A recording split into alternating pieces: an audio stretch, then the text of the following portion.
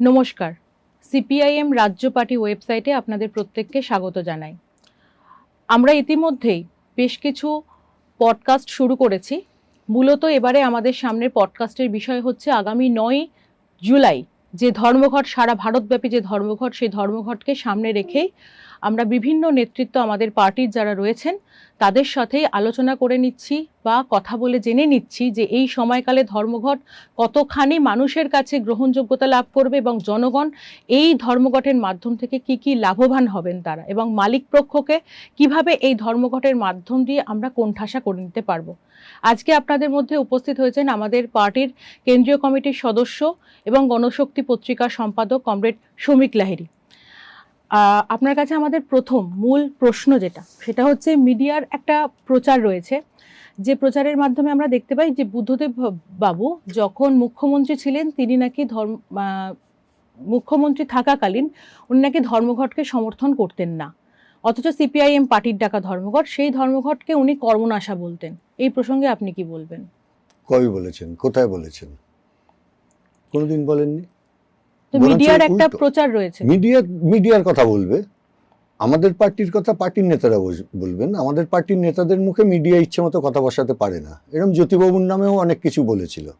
জ্যোতিবাবু তো বারবার বলতেন ধর্মঘট হচ্ছে বিশেষ যত শ্রমজীবী মানুষকে বলতেন, এটা আপনাদের অধিকার, এখন এই অধিকার কোনোদিন ছাড়বেন না, কিন্তু এই অধিকার যে কোনো সময় যখন খুশি প্রয়োগ করা যায় না, এ ব্যাপারে আমরা একমত।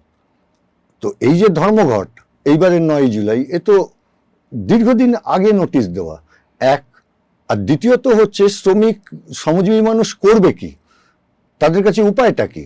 জিনিসের দাম বাড়বে, প্রতিবাদ করতে পারবে না, তাদের মজুরি বাড়বে না, প্রতিবাদ করতে পারবে না, ন্যূনতম মজুরি আইন বাতিল হয়ে যাবে, প্রতিবাদ করতে পারবে না, ইউনিয়ন করবার অধিকার বাতিল হয়ে যাবে, প্রতিবাদ করতে পারবে না। এ চলে নাকি কোনো সভ্য জগতে? তো প্রতিবাদ করবার রাস্তাটা কি? আবার আর একটা বিষয় রয়েছে, মিডিয়ার মাধ্যম দিয়ে আমরা দেখতে পাই যে এই যে আমাদের সারা দেশ এবং রাজ্য জুড়ে যে ধর্মীয় যে উন্মাদনা ছড়িয়ে দেওয়ার ক্ষেত্রে মিডিয়ার একটা ভূমিকা রয়েছে। তাহলে এই প্রসঙ্গে মিডিয়াকে আমরা কিভাবে বিরোধিতা করব? না, এটা তো শুধু মিডিয়া না, এই আমাদের ভারতবর্ষ তাকে ধর্মনিরপেক্ষ থাকতেই হবে। তার কারণে বহু ধর্মের মানুষের বাস এখানে, বহু ভাষার মানুষের বাস এখানে, বহু সংস্কৃতির মানুষ এখানে বসবাস করেন, বহু খাদ্যাভ্যাসের মানুষ এখানে বসবাস করেন। এই জন্যই তো ভারতবর্ষে বৈচিত্র্যের মধ্যে ঐক্য, এই কথাটা বারে বারে ঘুরে এসেছে। তো এইটাকে ভাঙবার চেষ্টা করছে মূলত আরএসএস, এবং আরএসএস এরই যারা ক্ষমতা রাজনীতি করে, ভোটে টোটে দাঁড়ায় যারা আরএসএস, তারা হচ্ছে বিজেপি। আবার এছাড়া ওদের নানান রকম অনেকগুলো উইং আছে, আরো অনেক রাজনৈতিক দলও ওদের আছে যাদের পিছন থেকে ওরা চালায়। তো এই বিজেপি এরাই হচ্ছে গোটা ভারতবর্ষটাকে ভাঙতে চাইছে এবং বিভিন্ন জায়গায় দাঙ্গা বাঁধাচ্ছে। আজ থেকে নাকি, স্বাধীনতার আগে থেকে ওরা এই অপরাধ করে আসছে। আমাদের এই পশ্চিমবাংলার দ্বিখণ্ডিত হতো নাকি যদি না আরএসএস সেই সময়তে ওই ভূমিকা, হিন্দু মহাসভা ওই সময়তে ওই ভূমিকা না নিত? কখনো দ্বিখণ্ডিত হতো না, দেশ কখনো ভাগ হতো না। ফলে ওরাই দেশ ভাগ করেছে, আর তার সঙ্গে মুসলিম লীগ, জিন্না, ওরাও অবশ্যই দায়ী। ওরাও এই দেশ ভাগের কাজে ইন্ধন লাগিয়েছে। তো ধর্মের ভিত্তিতে দেশ করে কোনো লাভ হয়? তো ধর্মের ভিত্তিতে দেশ করেছে পাকিস্তান। এক থাকলো না, তো দুবারে ভেঙে গেল। ভাষার নামে তো বাংলাদেশ তৈরি হয়ে গেল। ফলে প্রশ্নটা ধর্মের না, মানুষ সবাই নিজের নিজের ধর্ম পালন করবেন, এতে তো কোনো অসুবিধার কিছু নেই। কিন্তু শ্রমিকের দাবি, কৃষকের কথা কে বলবে? ছাত্রছাত্রী লেখাপড়ার কথা কে বলবে? শ্রমিক কর্মচারীদের অধিকারের কথা কে বলবে? মানুষের গণতান্ত্রিক অধিকারের কথা কে বলবে? এটা তো বলবে একটা ধর্মনিরপেক্ষ গণতান্ত্রিক রাষ্ট্র। তার জন্যই তো রাষ্ট্র ব্যবস্থা। মানে মানুষকে ঐক্যবদ্ধভাবে লড়াইয়ের ক্ষেত্রে বাধা সৃষ্টি করবার জন্য ধর্মটাকে ব্যবহার করছে তৃণমূল। ধর্ম ওদের কাছে একটা অজুহাত মাত্র। কোথাও ধর্মের নামে করছে, কোথাও জাতের নামে করছে, কোথাও ভাষার নামে করছে।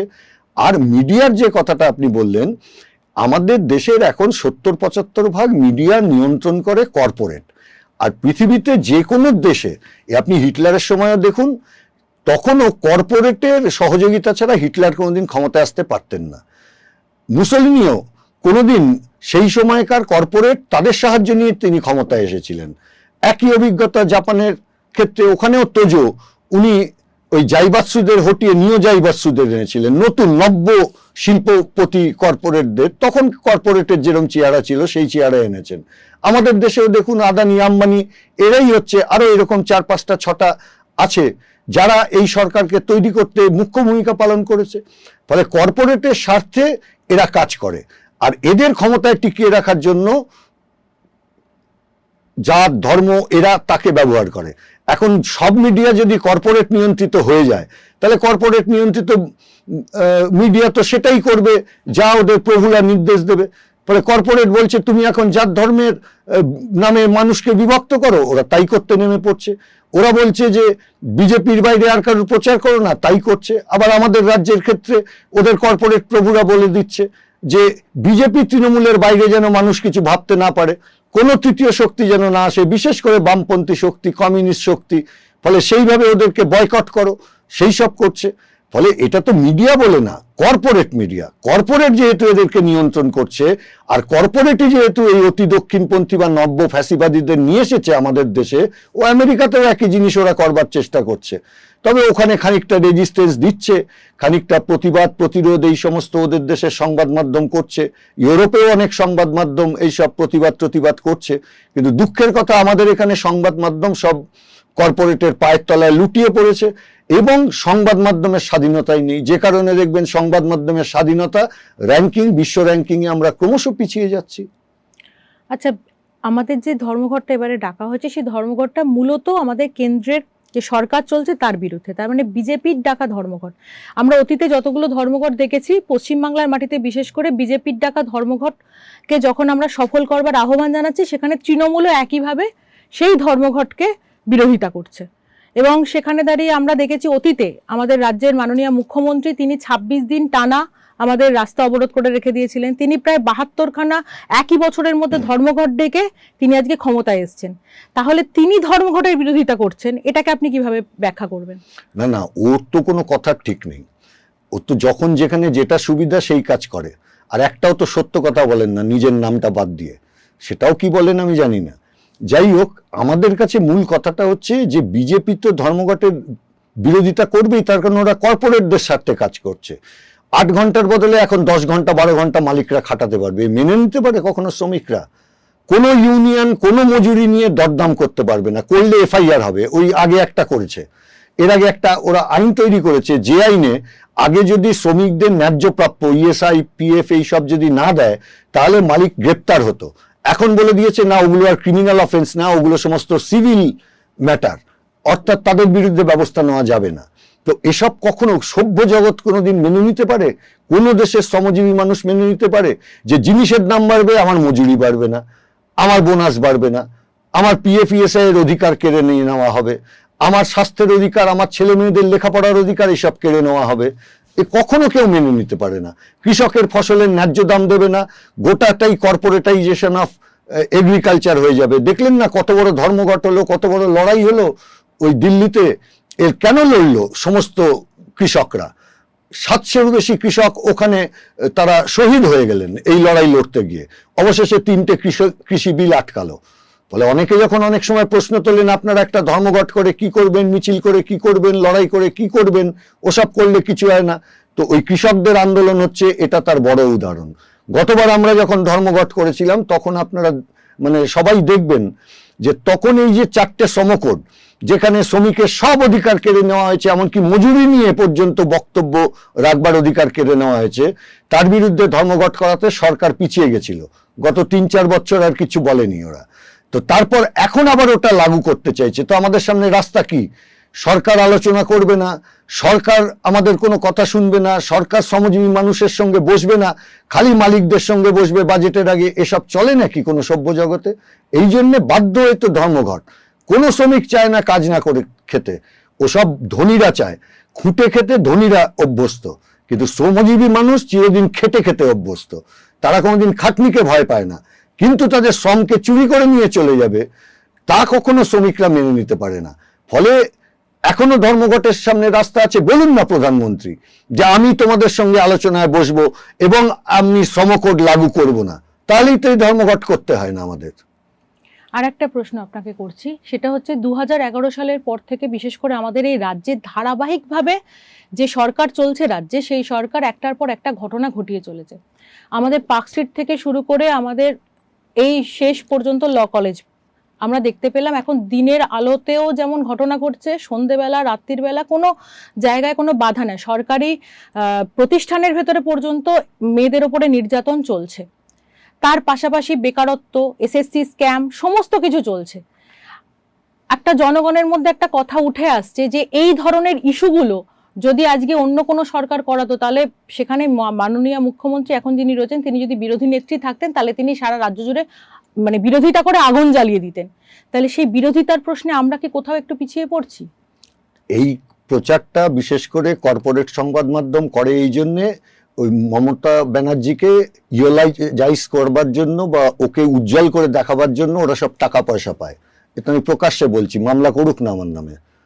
আসল কথাটা কি? আসল কথাটা হচ্ছে একটা লুম্পেন রাজ চলছে এই রাজ্যে। এই লুম্পেন রাজ এনেছে কে?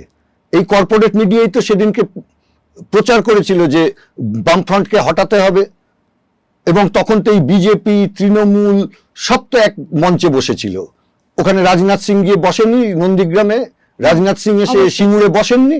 লকেট চ্যাটার্জি ওই যে 26 দিন ধরে উনি কি চকলেটকে কি অনশন করলেন, সেখানে গিয়ে বসেনি এরা সব বিজেপির নেতারা? কেন্দ্রীয় নেতারা এসেছিল। এই সবকে চ্যাটার্জি ওরা আজকে এখানে আছে, কালকে আবার অন্য দলে চলে যাবে, ওদের কথা আমি বলছি না। কিন্তু যারা ওদের কেন্দ্রীয় নেতা, আরএসএস যারা করে, তারা পর্যন্ত তো এর পিছনে দাঁড়িয়েছিল। তো এই যে জঙ্গলের রাজত্ব আনবার প্রশ্নে তো এরা দায়ী। এই যে আজকে লুম্পেন রাজ এই রাজ্যে তৈরি হয়েছে, একটা যে কোনো সমাজে দুর্বৃত্ত থাকে, সরকারের কাজ কি? সরকারের কাজ হচ্ছে দুর্বৃত্তদের দমন করা। যদি সরকার দুর্বৃত্তদের দমন করে, তাহলে দুর্বৃত্তরা বোঝে এখানে অপরাধ করলে পার পাওয়া যাবে না। আর সরকারটা যদি চালায় অপরাধীরা, যারা চুরি করছে তারাই মন্ত্রী, তাদেরকেই পুলিশকে স্যালুট দিতে হচ্ছে। তো এই ব্যবস্থায় আপনি কি করে আটকাবেন এই লুম্পেন রাজ? লুম্পেনরাই থানা কন্ট্রোল করে। যার বিরুদ্ধে আপনি অভিযোগ করতে গেলেন, গিয়ে দেখলেন তিনি থানার আইসির পাশের চেয়ারে বসে আছেন। যিনি মাফিয়া, তার বিরুদ্ধে অভিযোগ করতে যাচ্ছেন, দেখছেন তিনি এসপির পাশের চেয়ারে কি ডিএম এর পাশের চেয়ারে বসে আছেন। তো তাহলে এই রাজ্যে কোনো আইন শৃঙ্খলা বলে কিছু থাকবে? এসব তো ছিল না পশ্চিমবাংলায়। দুর্বৃত্ত তো চিরদিনই ছিল। ধর্ষণের ঘটনা তো ঘটেছে, কিন্তু সাথে সাথে ব্যবস্থা নেওয়াতে পরবর্তী যারা অপরাধী আছে তারা সতর্ক হয়ে যেত যে না, এই সব অপরাধ করলে বাঁচবো না। আর কলেজগুলোতে যা চলছে, এই যে আরজি করেই হোক আর এই ল কলেজেই যা হোক, এগুলো তো মমতা বন্দ্যোপাধ্যায় আর অভিষেক বন্দ্যোপাধ্যায় ফ্র্যাঞ্চাইজি দিয়ে দিয়েছে কতগুলো অপরাধীকে, কতগুলো দুর্বৃত্তকে, যে ওখান থেকে তোমরা টাকা তোলো, ভর্তির সময় টাকা তোলো, ছাত্র সংসদের নামে টাকা তোলো, গেঞ্জি বেচে টাকা তোলো, কলা বেচে টাকা তোলো, যেভাবে হোক টাকা তোলো, আর কিছু অংশ আমাদেরকে পাঠাও, তাহলেই মামলা খতম। তো সেই জন্যে দুর্বৃত্ত রাষ্ট্র তো তৈরি করেছেন মুখ্যমন্ত্রী নিজে গোটা রাজ্য জুড়ে। তো সেই জন্য এই সরকারকে যদি আমরা না পাল্টাতে পারি, এই দুর্বৃত্ত রাজের অবসান আমরা কখনো ঘটাতে পারবো না।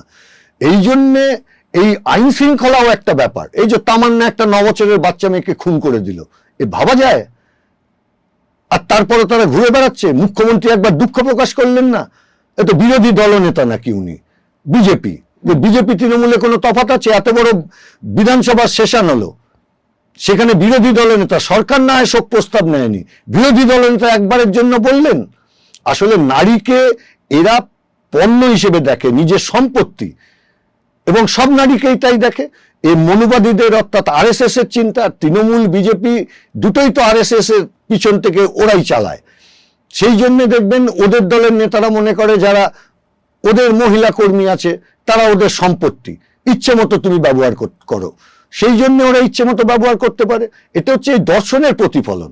ফলে এই দর্শনের বিরুদ্ধে যদি আমরা লড়তে না পারি রাস্তায় নেমে, এ শুধু তত্ত্বগত লড়াই করলেই হবে না, দুটো লড়াই দরকার।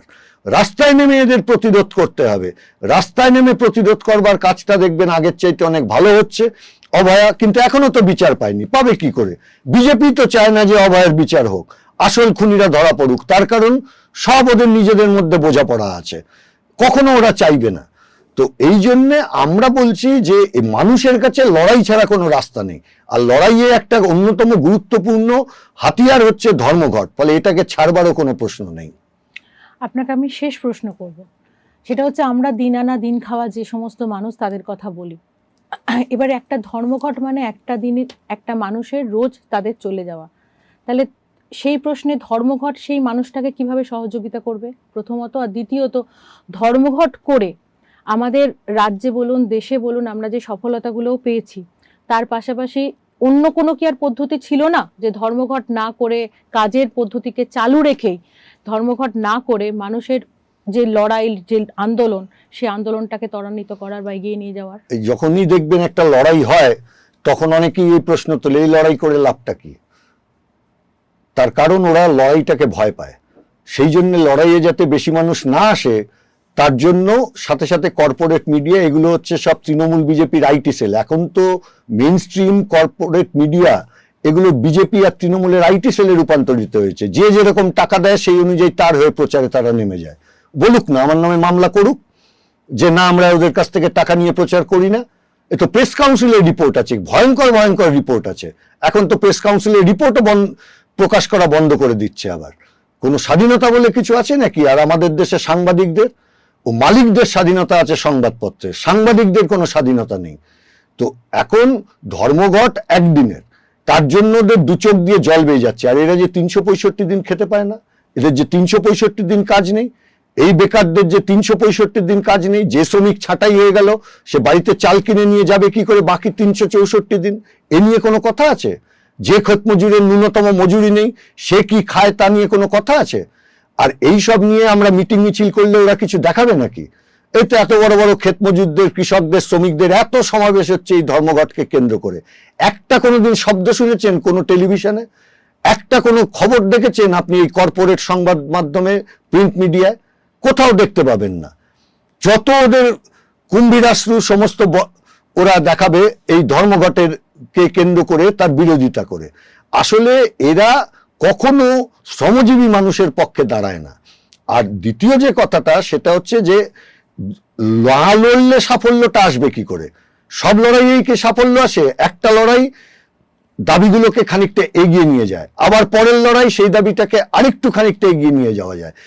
অর্থাৎ 100 আমি পেতে চাই, সেখানে 10 আমি এগোলাম একটা লড়াইতে, হয়তো দেখা যাবে যে সেই লড়াইতে আমি আপাতভাবে জিতলাম না, কিন্তু এটা আসলে ব্যাটল ফিল্ড।